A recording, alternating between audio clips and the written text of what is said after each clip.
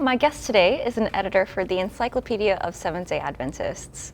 Overseen by the Office of Archives, Statistics, and Research, this new reference work will include thousands of entries from around the world on a variety of topics, including mission work. I'm here with Pastor Renato Stencel from the South American Division. Yes. Welcome, Pastor. Thank you for interviewing with us on Mission 360 TV today. Thank you very much for your invitation. Yes. So you'll be sharing a story on a missionary named John Lipke who served in your division. Yes, he was a German missionary, a pioneer who came to Brazil. He was born in 1875, and when he was 19 years old, he was supposed to serve the army.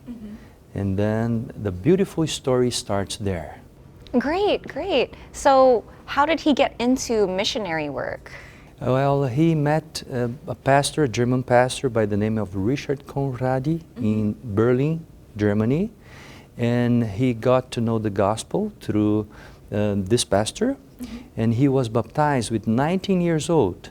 Wow, praise God. And then when he was supposed to go to the army, when he would complete 20, he came to America in the company of another pastor who by the name was Otto Lipke.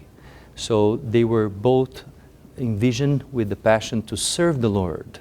And they came to America because they would not want to serve the army, but to the Lord.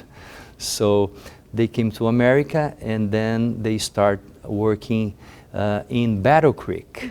So this missionary happened to know Dr. Kellogg, and he learned a lot of lessons, important lessons with Dr. Kellogg. He still worked with Dr. Kellogg in a Cummins milk factory, which is very interesting because there was a lot of patients in the sanatorium that were allergic to lactose.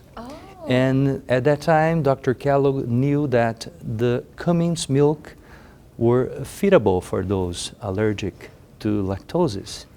And Pastor Lipke, which at that time was simply a missionary in America, happened to work in this specific department. So it's a long and beautiful story of this missionary. Right, so it sounds like he was pretty involved in medical mission work, is that correct? Yes, he began with this area. That was his first challenge. And he worked in America for 2 years. This was the right amount of time for him to develop some skills in the area of health. So he worked and studied in Battle Creek, in the medical missionary school that Dr. Kellogg opened. And then he went to the Union College in Nebraska. There he found his future wife by the name of Augusta Lipke.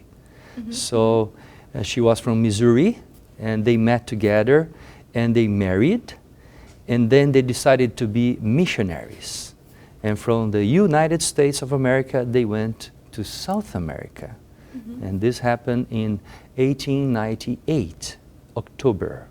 So that was the precise time in which they arrived in our country, Brazil. Okay, great. So what did they do in Brazil as missionaries? I used to say that Lipke used to live with Dr. Kellogg, and I believe that many people who worked with Dr. Kellogg, they had a very broad view of life and they think big. While living with Dr. Kellogg, Pastor John Lipke got some ideas, and he went to Brazil. The first thing that he decided to do was to open a school. So he went to a city that was in the very countryside area of one state called Santa Catarina, and then there he opened a kind of a college school. And then what happened? He started teaching and preparing the first pastors and missionaries that would work in Brazil and in South America. He was envisioned for education. That was his first job in Brazil. Fascinating. So it sounds like he wanted to pass on that vision to others to continue that work in Brazil. What was the impact that you found in your research that Pastor Lipke had in his mission work in Brazil? Well, as I mentioned to you, he was a man of big ideas. So he was, first of all, colporteur in Brazil. He was a teacher. He was a principal of this school. Then he was president of one of the conferences. Then he became the president of the first college in Brazil, which opened in 1915, that today is UNASP, that we call. Yes. The University of São Paulo. But something very remarkable happened in 1920. 1920, Pastor Lipke looked to all the work of the church in Brazil and he said, something is missing in the church. One of the segments of the church was not open. And what was it? The medical work. So, and then he started looking after people that would go to America to prepare and do the medical course in Loma Linda, but no one showed up. And then he said, so if no one wants to go, I will go. So he asked for a license, and then he came to Loma Linda.